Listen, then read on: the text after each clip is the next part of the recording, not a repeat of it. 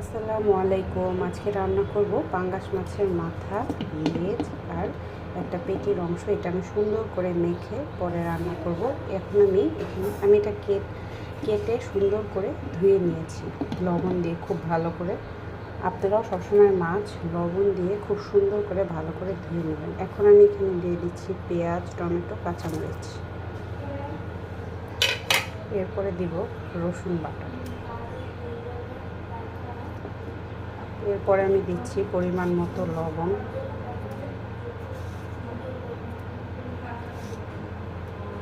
দিচ্ছি হলুদের গুঁড়া,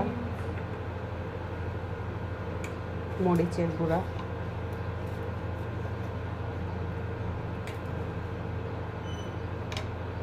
ধনিয়ার গুঁড়া,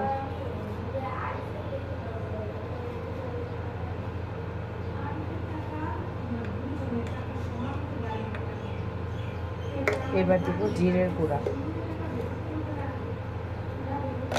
এখন আমি তেলটা পরিমাণ মতো দিয়ে খুব সুন্দরভাবে মেখে নিব। পাঙ্গাসে যেহেতু তেল বের হয়, সো আপনারা পরিমাণে একটু কমই তেল দেওয়ার চেষ্টা করবেন।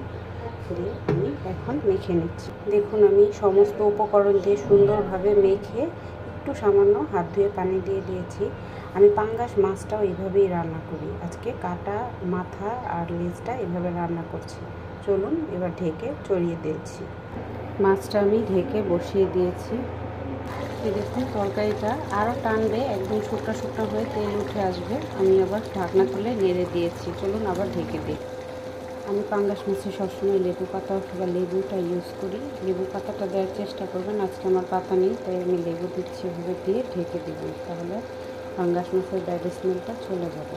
চলুন ঢেকে দিই। এই তো ফাইনালি আমার মাছ রান্না কমপ্লিট। আপনারা অবশ্যই এইভাবে পাঙ্গাস মাছটা একবার রান্না করে খেয়ে দেখবেন।